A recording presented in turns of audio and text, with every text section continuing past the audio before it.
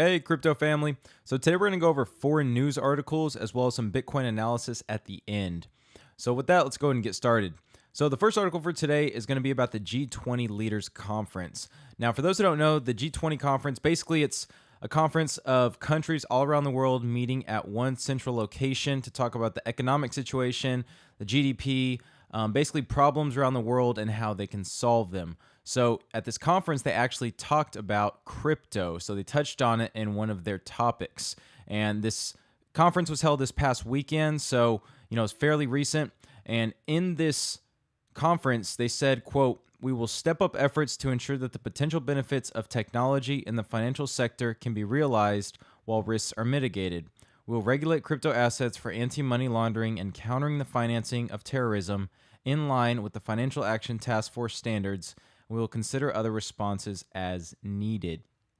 So that goes to show you, along with the SEC in the United States, this global action with cryptocurrencies, they are focusing on making sure that they can help prevent anti-money laundering and countering the finance of terrorism with cryptocurrencies. And I believe they're doing a good job with that because there's been a lot of instances where they've been able to actually track people based on their Bitcoin address. And I think, it's great to see that they're trying to make it safer for everyone. So again, that helps for mainstream adoption. And it just helps the overall view of cryptos in general, seeing as they're not, used just for underground activities. They can actually be used successfully in the financial sector. So I thought this was great that they touched on this. And then basically it just goes over, the different people at the G20 conference and how people were already talking about cryptocurrencies earlier in the year. So it's great to see that they were talking about it here, and it is still a big topic of discussion. So I just wanted to bring that up. Now, more on the fact of Bitcoin here. So everyone knows, the price of Bitcoin has dropped significantly. And the biggest thing with that is now the mining difficulty has actually decreased. So it's more profitable to mine Bitcoin. Now, everyone knows, the difficulty has been going up exponentially over the past year. And just recently, it actually dropped. And this was the second biggest drop in difficulty since 2011. So you can see here, in 2011 in November, it dropped 18% in difficulty. And this past December 3rd, it dropped 15%. Now, for those who don't know how difficulty is calculated, basically you have 2016 blocks, and if those 2016 blocks are mined in less than 2 weeks, then the difficulty is increased. If they're mined in more than 2 weeks, so it takes longer to mine them, then that difficulty is decreased, basically in relation to how much longer that it took to mine them. So seeing as how, a lot of miners are falling off, there's not as many miners to mine the blocks, it takes them a lot longer than 2 weeks. So the difficulty is dropping exponentially to kind of help even that out. So, while it still may not be profitable or barely profitable, at least it's getting more profitable. So you can see here, it says, "The reason for the trend, miners are shutting down. As miners go offline, there isn't sufficient hash power to solve the complex algorithm required to discover a new transaction block. Therefore, the difficulty level is designed to adjust every 2016th block to accommodate the reduced hash rate of the network." And it says, "Therefore, miners who aren't running profitable operations at the current Bitcoin price are expectedly shutting down." Now, with this difficulty drop, though, it's actually more profitable to mine Bitcoin versus Bitcoin Cash or Bitcoin SV. So you can see here, it's 9% more profitable to mine Bitcoin versus Bitcoin Cash, and then 91% more profitable to mine Bitcoin versus Bitcoin SV. So that is a lot of incentive for a lot of those miners who are, trying to get in on this Bitcoin Cash craze to actually switch back over to Bitcoin. So hopefully that happens. This hash war, I'm hoping it dies soon. I'm pretty sure it's settled down a lot. There hasn't been too much action with either of these coins. But again, hopefully a lot of those miners will switch back over to Bitcoin, and we'll be able to, have another rise in Bitcoin with that. But basically, that's all it's saying. It's saying at lower difficulty, it will now become easier for new miners to re-enter and receive their Bitcoin rewards. So this was pretty cool to see. At least the difficulty is dropping, finally adjusting for the drop in Bitcoin's price. And, hopefully difficulty will, continue to decrease, but hopefully more miners will jump into the space before it decreases too much. So next article I want to talk about is NASDAQ. and they're actually going to launch Bitcoin futures in the first half of 2019. So I know there's a lot of different companies that are launching Bitcoin futures, Bitcoin ETFs. It's hard to keep track of exactly what's what. So NASDAQ actually hasn't really announced that they wanted to do this. Now, they announced it earlier saying it was going to be, in mid 2018, but since then they've actually pushed this to the first half of 2019. And it says here that the world's largest stock exchange, NASDAQ, has confirmed its plans to launch Bitcoin futures in the first half of 2019. And it said, as reported, two insider sources had already leaked the plans to Bloomberg in late November.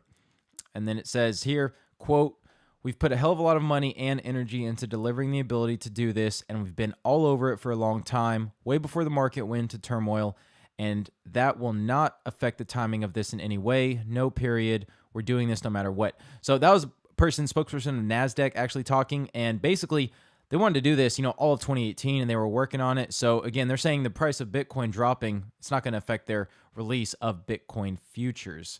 Now, it's not definite whether it's going to be cash settled Bitcoin futures or actually settled in physical Bitcoin, because as you know, the CBOE and CME is cash settled, so there's really no skin in the game. It doesn't really affect the Bitcoin price, but the first delivered Bitcoin futures are targeted for launch in January of 2019, and that's going to be from the Bakkt exchange. Now, who knows if Bakkt is going to delay that again? I'm assuming they will, but we'll just have to see. So right now, you already have, New York Stock Exchange getting into it with Bakkt, and then now you have NASDAQ. So hopefully, it seems like a lot of people are getting into the crypto space for 2019, whether it's futures, ETFs, etc. But, hopefully we see a lot of action, and we see that help propel the market forward. So we'll just have to see what happens with that. Now, last article I want to talk about is Poloniex, and this exchange hasn't really been in the news a lot, but they're one of the more lesser known exchanges. I mean, you have Bittrex, Binance, but Poloniex it was popular back in the day, but now not so much.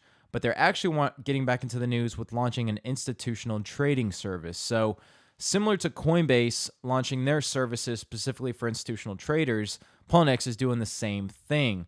So for those who remember, Poloniex was actually acquired by the payments firm Circle, and Circle was actually backed by Goldman Sachs. So kind of indirectly, Poloniex is part of Goldman Sachs in a way.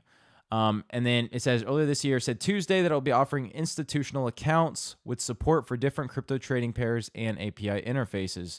The exchange will also provide no-fee transactions for all Bitcoin USD coin trades in December. So that's a nice little, bonus, no-fee transactions for all Bitcoin USD coin trades. So that's pretty cool. And then it also says, though, firms looking to participate in over-the-counter trading must issue a minimum order size of $250,000. And, I mean, that's a lot of money. So, again, they're looking for those big institutional investors. So, they don't want the small retail investors. They want the people that have, at least $250,000 to be able to pay, because I'm guessing, it's going to be a lot of work to maintain this custody. And it says, in its announcement, Circle explained that it would offer institutional clients higher withdrawal limits as well as professional customer support. Our highly trained team will guide each institutional customer through the onboarding process, coordinate issue resolution across multiple teams, and support ongoing trading activities. So again, this is great. More people getting into the space, the better. And I feel like just having, extra solutions and extra institutional trading services, again, just helps onboard more people coming to the market so that you have that mainstream adoption that much quicker. So again, it'll be interesting to see, when they launch this and exactly how it affects the market. So speaking of the market, not too much going on today. Most of the coins were down. Bitcoin showing a little life, up 0.56% to $3,916. You have Ripple up 0.4% to 35.1 cents.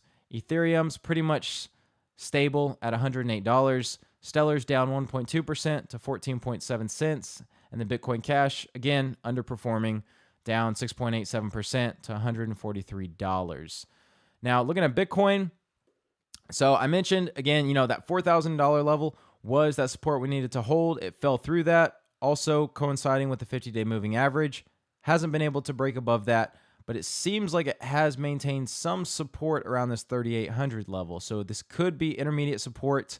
I'm looking more towards the $3,600 level because you can see that's where it bounced most of the times on the 4-hour chart. And if we do break that 3,600 level, then again, looking more towards 3,000 after that.